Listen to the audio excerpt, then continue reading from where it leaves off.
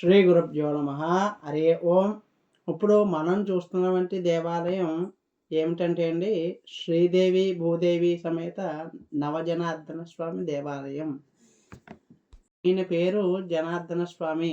నవజనార్దనలో ఒకటండి ఈ యొక్క క్షేత్రం. ఈ యొక్క క్షేత్రం తూర్పుగోదావరి జిల్లా ఆలమూరు మండలం ఈ యొక్క మడికి అనే గ్రామంలో ఉన్నారండి ఈ యొక్క స్వామివారి క్షేత్రం. దీని విశిష్టత ఏమిటనేది మనం ఇప్పుడు తెలుసుకుందాం. ఈ యొక్క పూర్వకాలంలో ఈ యొక్క క్షేత్రంలో ఈ యొక్క ఎందరో ఋషులు తపస్సు అది చేసేవారండి. నారద మహాముని కూడా ఎంతో ఇదిగా చేసేవారండి. ఘోర తపస్సు చేస్తే స్వామివారు విష్ణుమూర్తి వారు ప్రత్యక్షమయ్యారండి.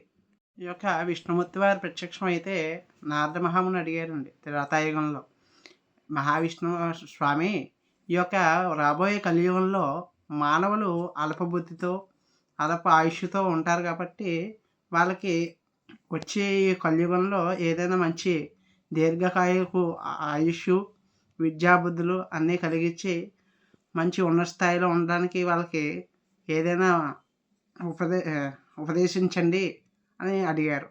అప్పుడు శ్రీ మహావిష్ణువు చెప్పారండి, నేను నవస్వరూపాలు అంటే 9 స్వరూపాల్లో వెలుస్తాను అని చెప్పారండి. ఇవే నవజనార్దన క్షేత్రాలు. అప్పుడు విష్ణుమూర్తి వారు 9 క్షేత్రాలుగా 9 ముద్రలతో వెలుస్తానని చెప్పారండి. ఈ యొక్క ఇప్పుడు మనం చూస్తున్నటువంటి క్షేత్రంలో ఈ యొక్క సుదర్శన ముద్ర అండి. సుదర్శన ముద్ర అంటే సుదర్శన చక్రం. దాని విశిష్టత చాలా ఉందండి. అది తెలియని వాళ్ళు ఎవరు ఉండరండి. సుదర్శన చక్రం దీని మీద చాలా కథనాలు ఉన్నాయండి. అందుకనే ఇది చాలా ప్రత్యక్షమైనది. సుదర్శన ముద్ర అవకాశాన్ని పురస్కరించుకుని ఎవరైతే నవజనార్దనలు చూస్తారో వాళ్ళకి అనేక జన్మల్లో చేసిన పాపాలు తొలగిపోతాయి. సంపూర్ణంగా జనార్దనుల యొక్క అనుగ్రహం కలుగుతుంది. ఈ యొక్క నవజనార్దనుల క్షేత్రాన్ని ముక్కోటి ఏకాదశి నాడు దర్శనం చేసుకోవడం వల్ల ఎన్నో జన్మల పాపాలు తొలగిపోతాయి.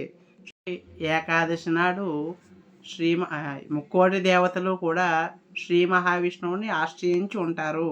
అందువల్లనే ఈ రోజునాడు దర్శనం చేసుకోవడం వల్ల చాలా గొప్ప ఫలితం వస్తుంది.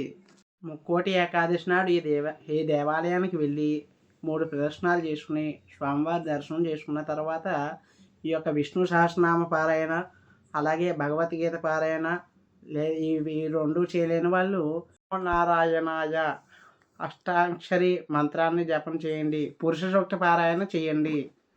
ముక్కోటి ఏకాదశి నాడు నదికి వెళ్ళి స్నానం చేసి తర్వాత శుచిగా మీ ఇంట్లో దీపారాధన చేసుకుని విష్ణు సహస్రనామం చదువుకుని ఈ యొక్క పూజ చేసుకుని నవజనార్దనుల యొక్క క్షేత్రం దర్శనం చేసుకోవడం వల్ల మోక్షప్రదమని చెప్పబడుతోంది.